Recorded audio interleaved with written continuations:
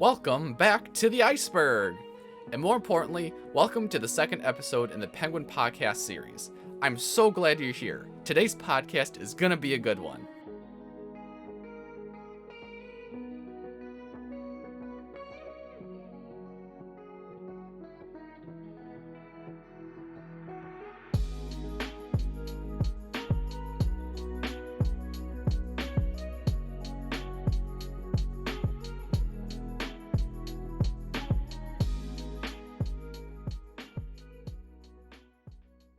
To start off, I want to pose a colorful question. Have you ever played the game Minecraft? It's the one that's most notable for being made up of blocks, and its main character Steve, who is always wearing a blue t-shirt. Have you ever seen a large dirt block icon? That's Minecraft. Did any of this jog your memory? If so, then that's great, and today's podcast is going to be very entertaining. Now, for those of you who haven't played, I'm sure you have heard of it, and don't fret. You could take a quick look at the Minecraft wiki and fill yourself in, and then you can come back and have a listen. Or if you're the very adventurous type out there, keep this podcast on play and follow along for the ride. Not only is Minecraft built up of blocks, players are able to mine and craft different variations of these blocks into useful things that can either be used for building, weaponry, or even decoration. Trust me, it's a game where there are no limits. The only limit being your mind, and of course the build height of 256.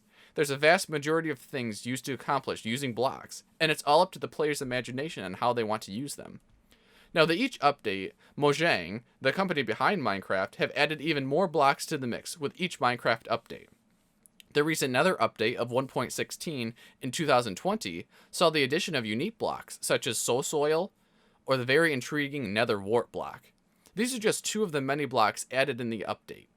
Once again, the Minecraft wiki will be your friend to see what's new. I'll leave a link down in the description box for you to explore.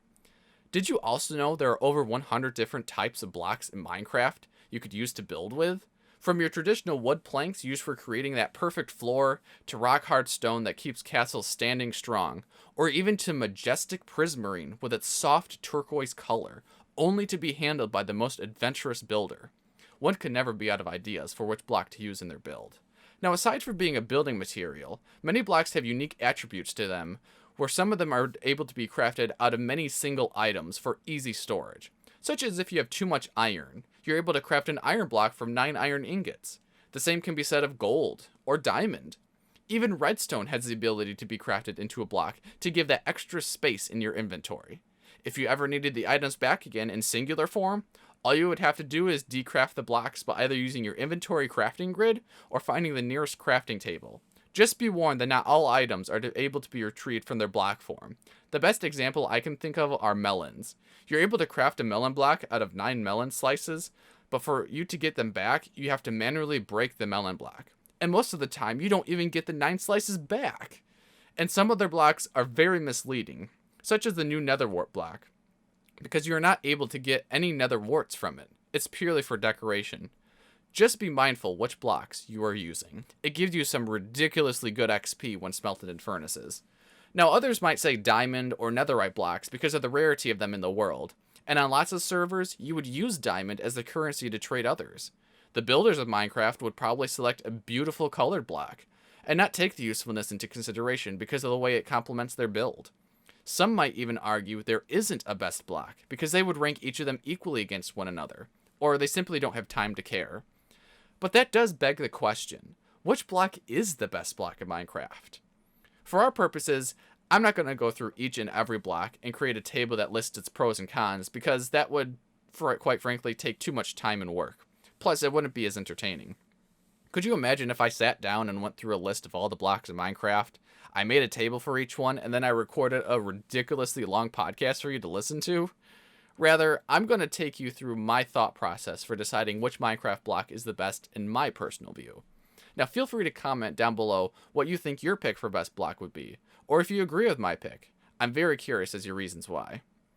I like to start off with a foundation of categories I think the block should have. The first is that it should be easy to get to. A player shouldn't have to spend hours or even a half hour finding the necessary resources to craft the block, or just to attain it in the world.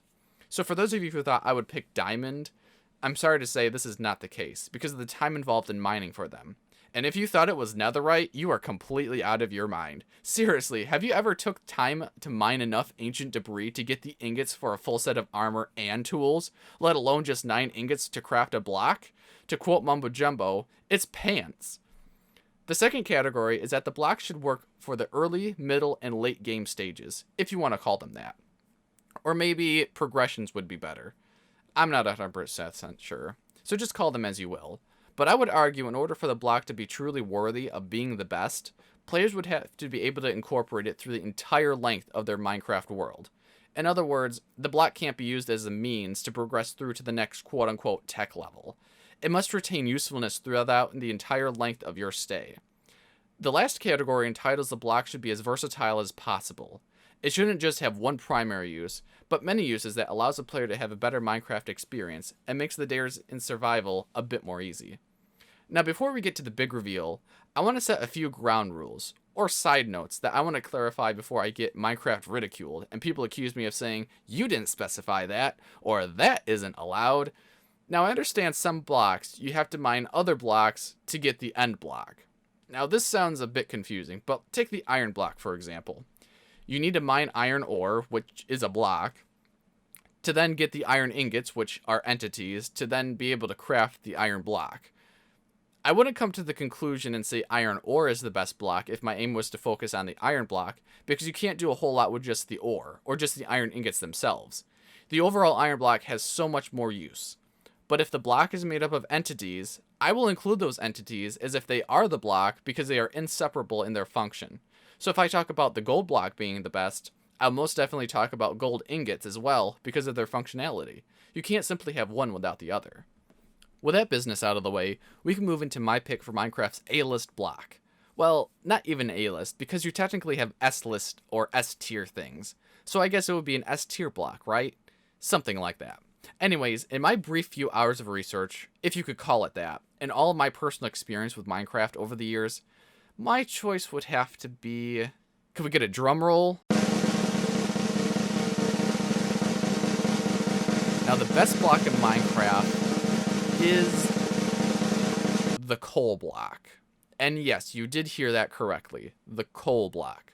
Now I'm sure some of you are thinking, this guy has got to be out of his mind. And a few of you are probably right. Or if you're just confused why I waited so long to tell you it's just coal and nothing really special. But just hear me out. I believe the coal block is probably the best block in Minecraft. Let's take a look at the categories from before and my reasoning behind it. Coal is very easy to get because a lot of it is exposed to the air when you go out venturing or exploring. There is very little work needed to find it. It's sort of like a participation trophy. If you at least give an effort to walk around your world, you're going to end up finding it. If you spawn in a mountainous biome or if there are large hills nearby, I would almost guarantee if you hiked up the terrain a few meters, you would see exposed coal for you to mine. Since caves are also an easy feature to discover, coal will most likely be exposed within. Just make sure you bring a torch and a sword at the very least, or else you'll lose track of the way out. Or even worse, mobs will start to spawn around you, and you'll take damage. You can even create a makeshift mineshaft to get your grubby hands on ores that'll help you advance, or simply go mining for diamonds. In any case, you'll be certain to find lots of coal throughout your mining session. Paired with the fact that once discovered, coal relatively comes in large veins, and given it generates from Y level 0 all the way to 127, you're going to rack up so much of it you won't know what to do. As for the early, middle, and late game, the coal block has so much to offer. Starting with the early game, like when you are a fresh spawn into a brand new Minecraft world, you're able to acquire coal very quickly because it only requires a wooden pickaxe. You don't have to wait to get an iron pickaxe like when you mine gold, or even wait to get a diamond pickaxe to mine obsidian. It's as simple as finding a tree and punching it a few times to then collect your sticks and planks and make a crafting table to create that pickaxe. Then it's only uphill from there. And then you can make sufficient upgrades with your pickaxe from wood to stone and then iron and so on. Now, being that you are fresh spawn or have a simple dirt hut built for the first few nights, you are going to get hungry, either while fighting mobs or simply doing activities like running. Coal is the best resource for this. Not to eat, of course, but to cook with. All you need to start is with a single pinch of one piece of coal for you to smelt 8 items of your choice. Think if you have a full stack of coal, what you would be able to smelt. You'd have food for centuries. Just don't mistake it for pepper. Shifting to the middle game, coal will help you in your journey to acquire advanced materials like iron and gold. This is also accomplished with smelting, but in this instance, you'll be ready to craft armor or use the freshly smelted gold to get a start on your transportation network with powered rails. You could even set up contraptions or farms that do the dirty work for you. While on the topic of contraptions, in the late game you could even craft super smelters or super smelters to satisfy all your smelting needs. Now, while coal blocks are probably not going to be the best fuel source for your super smelters, because you are able to craft other farms, such as your bamboo, to automatically feed the furnaces, coal blocks can still be used as an emergency backup in case one of your technically built machines glitches out. If you're in need of items in a hurry that have to be smelted and don't have the time to repair your mess, simply fill your furnaces with your emergency stash to get the job done. In addition, if you have chests full of coal from your Fortune 3 mining sessions, simply craft them all into coal blocks to build. If you take a look at the coal block, it isn't ugly by any means. I personally saw the nice smoky gray color it possesses, which would be amazing for your block palette. Endgame builders who lust for mega base builds could take this block under their wing to create an amazing gradient, or other grand aesthetic feature to showcase. A block of coal is now looking more and more useful as we dive deeper into what it is capable of doing. I personally think it's the best in Minecraft at the moment, just because of how many uses it has, which is a great way to leap into the third and last category of versatility. From before, we did highlight coal was able to be smelted in a furnace. However, a block of it has so much more efficiency. For instance, an entire block of coal is able to smelt 80 items. In retrospect, if you were to take the 9 pieces of coal, which would be required to make just a single coal block, those 9 pieces would only smelt 72 items, which is 8 less than a full block of coal. In addition, the block of coal greatly helps with the storage of regular coal pieces. If you are going for long mining sessions with your Fortune 3 pickaxe, or hoard coal ore until you are ready to mine it, your inventory would run out of space really quickly. And not only that, your chest would be full as well, which is not the best situation, depending on how you like to store your items. In fact, if you crunch the numbers a bit, an entire stack of 64 coal blocks worth of 1 inventory space holds 9 inventory spaces of regular coal. That's 576 pieces of coal smudged into a single inventory slot. Many of the villagers have a specific profession that is unique to the types of items they will sell. Coal is traded by the most villagers, with a total being 5. This includes the fisherman, butcher, armorer, weaponsmith, and the toolsmith. So if you have lots of coal blocks laying around, think about the possibility of increasing your emerald supply, or even trading to get some amazing armor or tool enhancements. So what do you think? Did I convince you to place coal in an altar and worship it? Or do you think I'm still out of my mind? Are there any other blocks that come close to being the best, or are even better than coal in your view? I want to know what you guys think in the comments down below. Now, before we get to the sad part and unfortunately end the second episode of Penguin Podcasts, I want to thank you guys for tuning in once again. Thank you for spending a little bit of your day with me. I know in today's world we are always doing things and time seems to get lost, but I sincerely hope I made your day a bit better with at least a smile or a laugh. If you like today's topic, consider smashing that like button or subscribe to the channel to get notified of future podcast episodes. And as always, I'll leave links down in the description box below that will take you to my Discord and social media. If there are any future topics you'd like to be discussed, drop those down in the comment section as well. Until the next episode, stay frosty, my fellow penguins.